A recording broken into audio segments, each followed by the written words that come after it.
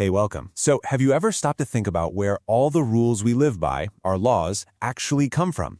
It turns out the answer is way more interesting than you might think. It's a mix of big, foundational documents, super detailed processes, and even some really old traditions. Today, we're going to break down the fundamental sources of law.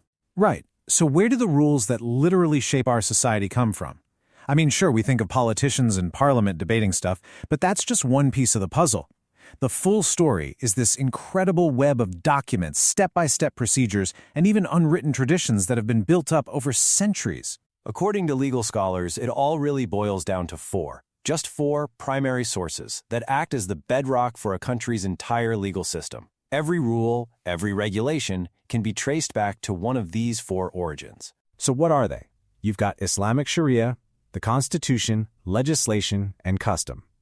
Now, while religious law is, of course, a foundational source in many legal systems around the world, in this explainer, we're going to zero in on the three pillars that really form the basis of most modern civil states: the Constitution, legislation, and custom. First up, let's talk about the big one, the Constitution. Honestly, the best way to think about it is as the ultimate rulebook for an entire nation.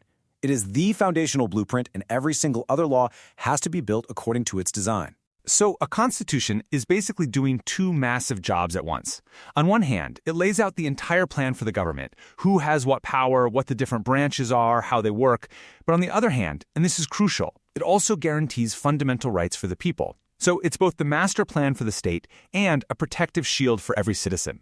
What's really interesting, though, is that not all constitutions are a single document you can just, hold in your hand.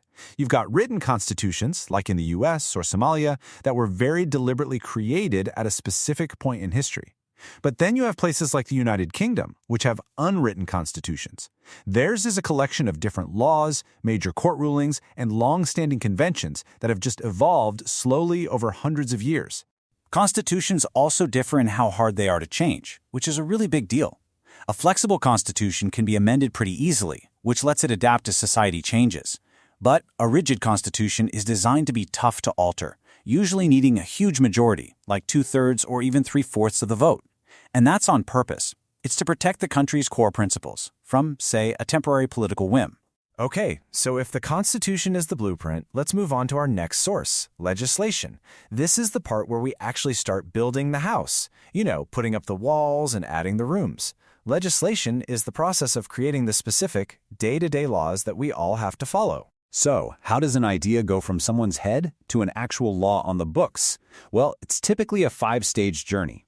It starts life as a proposal, called a bill. Then it gets debated, sometimes for a very long time, by the lawmakers. If it makes it through the debate, they vote on it. If it passes the vote, it heads to the president for approval. And the final crucial step, it has to be officially published so everyone knows it's now the law. But, this very formal process has some clear pros and cons. On the plus side, it's all written down, it's precise, and you can change it if you need to. But the downsides are pretty significant too. The whole thing can be incredibly slow, and it often has a really hard time keeping up with how fast society and technology are changing. Okay, but here's where it gets a little more complicated. You might think that once a law is passed, a law is a law, right? Well, not exactly. It turns out there's a pecking order, a hierarchy, even within the laws made by the government itself. And this brings us to something called subordinate legislation. These are the rules and regulations that are created by the executive part of the government, so think government ministries or departments.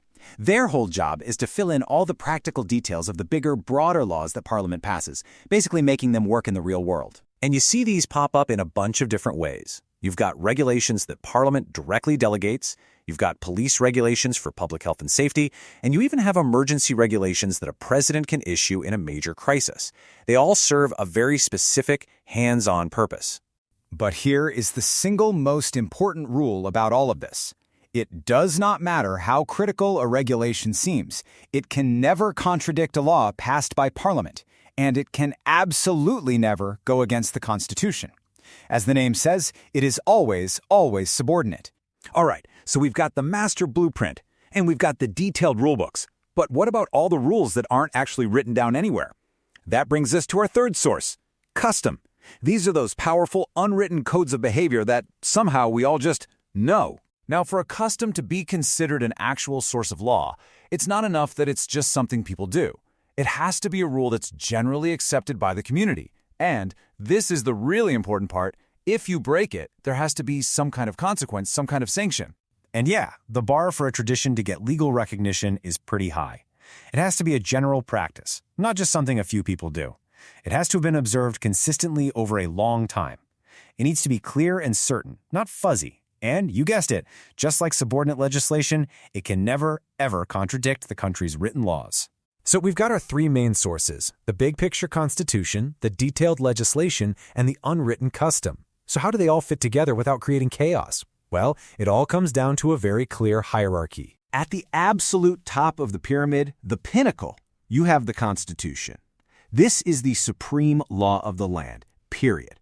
Every other law, every government action has to follow its rules. Nothing is above it. Slotting in right below that is ordinary legislation. These are the laws passed by Parliament. They're powerful, for sure, but they always have to operate within the boundaries and play by the rules set out in the Constitution. And finally, holding up the whole structure at the base, we find subordinate legislation. These are all the detailed regulations that put the laws from Parliament into practice. They're the support system, but they're always controlled by the two layers above them. And this really brings us to the golden rule of the entire legal system. It's so simple, but so powerful. Authority flows from the top down. A regulation can't beat a law from Parliament, and a law from Parliament can never, ever beat the Constitution. Simple as that. So all this leaves us with a final, pretty big thought. We have this really clear pyramid of written rules designed to structure our society. But at the same time, we're all living by these powerful, unwritten rules of custom. So which one do you think truly has a bigger impact on our day-to-day lives? The law that's written in a book, or the unwritten code that we all just know? Something to think about. Thanks for tuning in.